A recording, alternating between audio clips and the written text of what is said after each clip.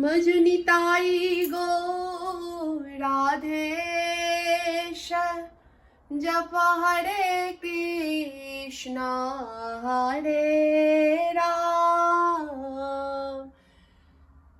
আজকে শ্রীমদ্ ভগবদ গীতার শ্লোক নাম্বার 20, 21, 22, 23 এই চারটে একসঙ্গে আছে। আমার প্রণাম নেবেন সবাই। জয় গোবিন্দ। বাঞ্ছা কল্পতরুভশ্চ কৃপা সিন্ধুভ্য এব চ পতিতানাং পাবনেভ্য বৈষ্ণবেভ্যো নমো নমঃ। জয় নিতাই গৌর, রাধে রাধে।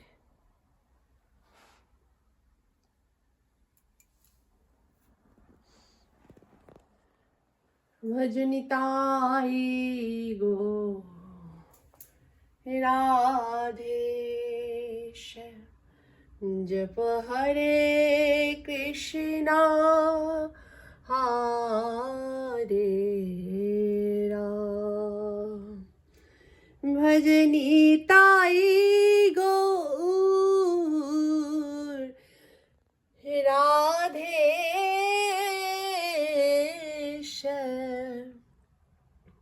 জপ হরে কৃষ্ণ হরে রাম।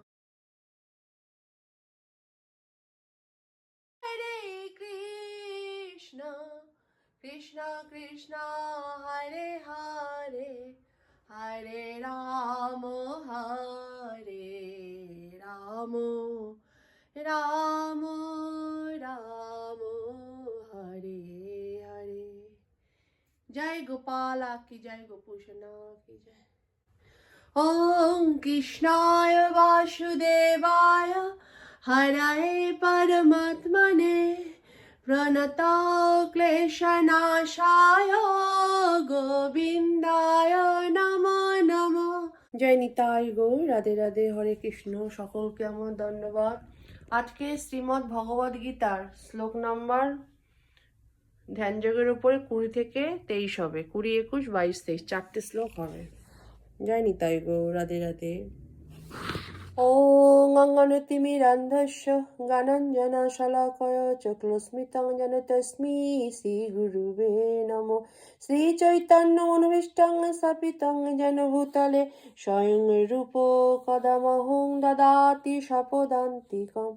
বন্দেহং শ্রীগুরু শ্রীযুতপদকমলং শ্রীগুরুन् বৈষ্ণবাংশ শ্রীরূপং সগ্রজাত সঘনরঘুনাথিतं तं সদ্বিজं সাদ্বৈতং সাবধূতং পরিজন সহিতং কৃষ্ণ চৈতন্য দেবং শ্রী রাধা কৃষ্ণ পদং সগণ ললিতা শ্রী বিশাখান্বিতশ্চ।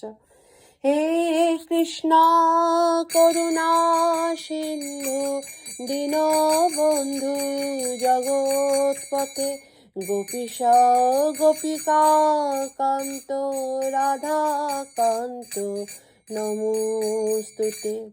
তপ্ত কাঞ্চনা গৌরাঙ্গী রাধে বৃন্দাবনেশ্বরী বৃষভানুসুতে দেবী প্রণমামি হরি প্রিয়ে। মঞ্চকল্পতরুভশ্চ কৃপা সিন্ধুভ্যেব চ পতিতানাং পাবনেভ্যো বৈষ্ণবেভ্যো নমো নমঃ।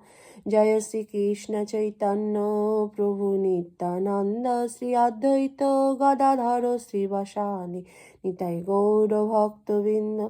হরে কৃষ্ণ কৃষ্ণ কৃষ্ণ হরে হরে হরে রাম রাম রাম হরে হরে। যত্র পরমতে চিত্তং নিরুদ্ধং যোগ সেবায়া যত্র চৈবত্তনানত্নং প্রসন্নতানি তুষ্যতি। এটা 20 নম্বর। সুখমত্নন্তকং যত্তদ বুদ্ধি গ্রাহ্যমতীন্দ্রয়ং বৃত্তি যত্র ন চৈবয়ং স্থিতো চলতি তত্ত্বতো। এটা 21। জং লব্ধা চ পরং লভং মন্যতেনাধিকং ততো যস্মিন হিতোস ন দুঃখেন গুরুণাপি বিচ্ছালতে। এটা 22। তং বিদ্যা দুঃখ সংযোগ বিয়াং যোগ সংহিতম। 23। গীতার গান। যোগীর সে আত্মস্থির যোগ সাধনেতে যোগস্থান তার নাম যোগ অভ্যাসেতে, বিষয় ভোগের উপরতি যোগীর উপমান, নিরুদ্ধ সে যোগে সেবা সিদ্ধির নিধান। আত্মারাম যদা তুষ্ট আত্মার দর্শনে, সিদ্ধ সেই যোগী হয় যোগের সাধনে। সত্য সে সুখ তাহা ইন্দ্রিয়াতীত, যে বা সেই নাহি জানে অস্থির তত্ত্বত। যে সুখ হইলে লাভ সর্বলাভ হয়, অন্য যত লাভ কিছু কাম্য নয়। যাহাতে হইলে স্থিত গুরু দুঃখে অতি, অস্থির না হয় থাকে অটল বিচ্যুতি। যোগে সাধি সে অবস্থা যদি লভ্য হয়, অষ্টাঙ্গ যোগের সিদ্ধি তাহারে কহায়। অনুবাদ: যোগ অভ্যাসের ফলে যে অবস্থায় চিত্ত সম্পূর্ণরূপে জড় বিষয় থেকে প্রত্যয়িত হয়, সেই অবস্থাকে যোগ সমাধি বলা হয়। এই অবস্থায় শুদ্ধ অন্তঃকরণ দ্বারা আত্মাকে উপলব্ধি করে যোগী আত্মাতেই পরমানন্দ আস্বাদন করেন। সেই আনন্দময় অবস্থায় অপ্রাকৃত ইন্দ্রিয়ের দ্বারা অপ্রাকৃত সুখ অনুভূত হয়। এই পারমার্থিক চেতনা অবস্থিত হলে যোগী আর আত্মতত্ত্বজ্ঞান থেকে বিচলিত হন না, এবং তখন আর অন্য কোনো কিছু লাভই এর থেকে অধিক বলে মনে হয় না। এই অবস্থায় স্থিত হলে চরম বিপর্যয়, চিত্ত বিচলিত হয় না। জড়জগতের সংযোগজনিত সমস্ত দুঃখ দুর্দশা থেকে এটি হচ্ছে প্রকৃত মুক্তি। হরি বল। এর তাৎপর্য: যোগ অনুসরণ করার ফলে ক্রমশ জড় বিষয়ের প্রতি অনাসক্তি আসে।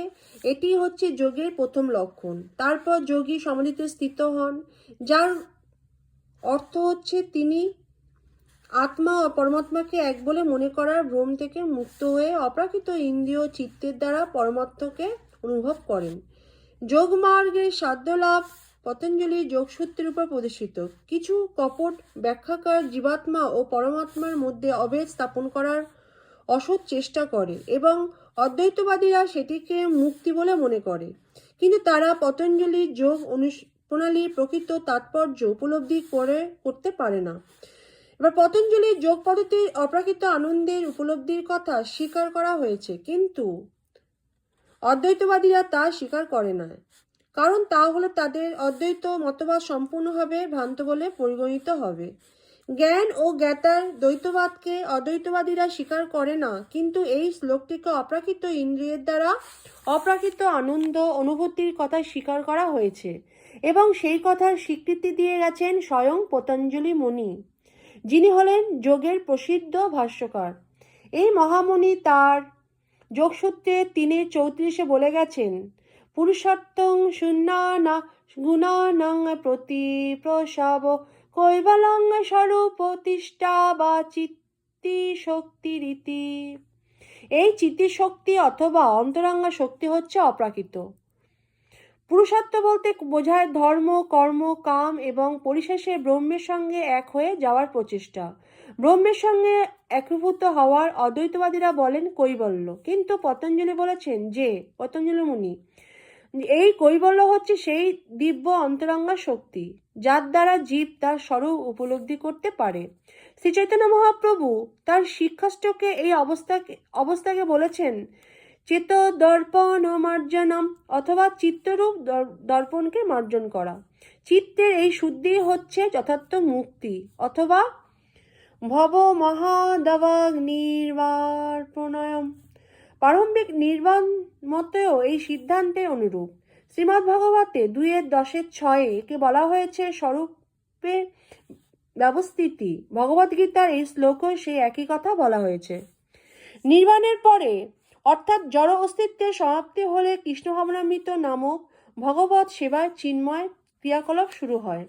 শ্রীমদ্ ভাগবতে বলা হয়েছে স্বরূপের ব্যবস্থিতি, এটি হচ্ছে জীবাত্মার স্বরূপ, যথার্থ স্বরূপ। সেই স্বরূপ যখন বিষয় শক্তির দ্বারা আবৃত থাকে তখন জীবাত্মা মায়াগ্রস্ত হয়। এই বিষয় শক্তি বা ভবরোগ থেকে মুক্ত হওয়ার অর্থ এই নয় যে তখন আদি নিত্য স্বরূপের বিনাশ হয়। পতঞ্জলি মুনি এই সত্যের সমর্থন করে বলেছেন, কৈবালং স্বরূপ প্রতিষ্ঠা বা চিতিশক্তি রীতি। এই চিতিশক্তি বা অপ্রাকৃত আনন্দ হচ্ছে যথার্থ জীবন। বেদান্ত সূত্রের 1:12 সেই কথা স্বীকৃতি দিয়ে বলে গেছে বা বলা হয়েছে, আনন্দ মহসাত। এই স্বাভাবিক অপ্রাকৃত আনন্দই হচ্ছে যোগের চরম লক্ষ্য। এই ভক্তিযোগ সাধন করার মাধ্যমে অনায়াসে এই আনন্দ লাভ করা যায়। 7ম অধ্যায়ে ভক্তিযোগ বিশদভাবে বর্ণনা করা হয়েছে। এই অধ্যায়ে বর্ণিত যোগ পদ্ধতিতে সমাধি 2 রকমের, সম্প্রগত সমাধি ও অসম্প্রগত সমাধি।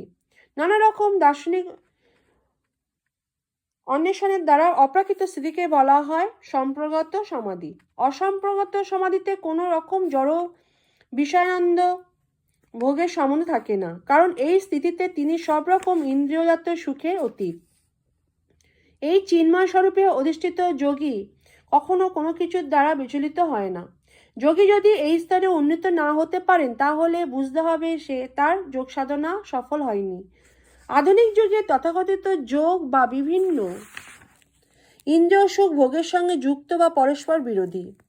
মৈথুন ও মদ্যপানে আসক্ত হয়ে যে নিজেকে যোগী বলে সে উপহাসের পাত্র।